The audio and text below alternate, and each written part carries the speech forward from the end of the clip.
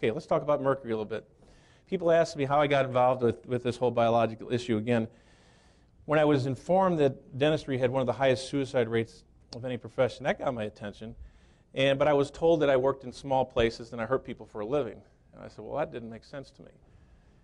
If you remember the Mad Hatter from Alice in Wonderland, these were fur tradesmen back in the 1800s, and they used to clean their fur pelts in liquid mercury. And they would inhale the vapor, and they would get crazy, you know. So today we protect ourselves when we remove this mercury, because I don't want to be in that statistic here. But I will tell you this. This is a book, and I don't even know if you can find it, but I was with my wife one time at a bookstore, and this was just incredible. It was like divine intervention that this book came to me. It's called Mercury Free by James Hardy. I've since talked to James. He was a dentist at Washington University here in St. Louis.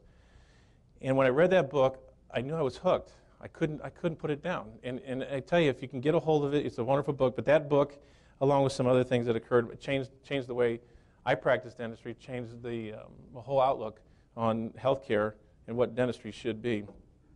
Now take a look at this. All right, this is what the amalgam comes packaged in. All right, this is the label. And I don't know about you, but I'm going to go ahead and put this in people's mouth.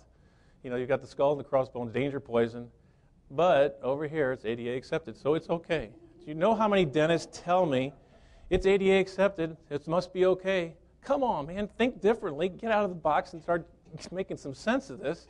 You just can't do this to your patients. Mercury is a poison. It's one of the most poisonous elements known to man.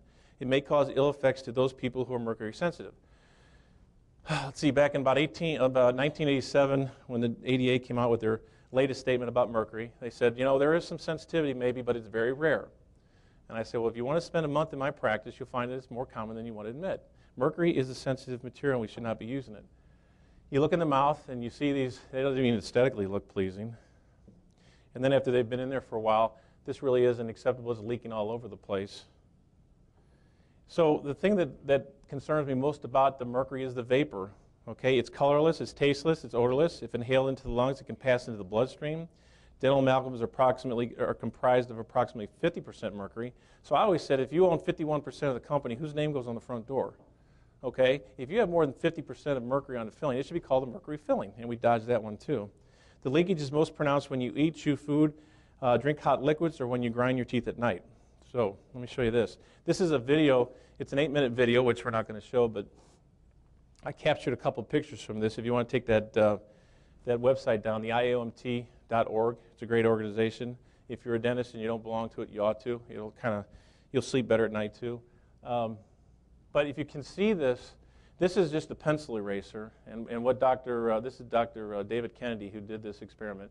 And he just scratched it with a little bit of a pencil, and you can literally see the vapor that's coming off of there, okay?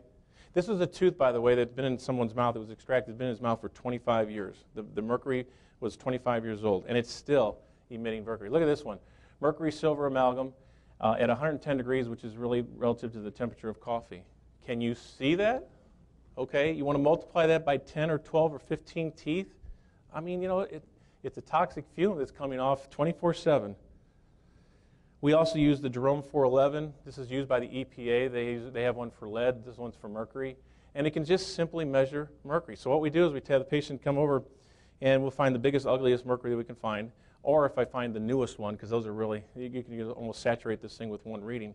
And you just put a 10-second sample on there, and you read it. And it just simply gives me a number, okay? I'm not making any more claims other than it gives me a number. Then I'll go back and I'll scratch the surface of that tooth for at least 10 to 15 seconds, and I get another reading, and it will quadruple in the reading. 99.9% of the time, you're going to get a higher reading.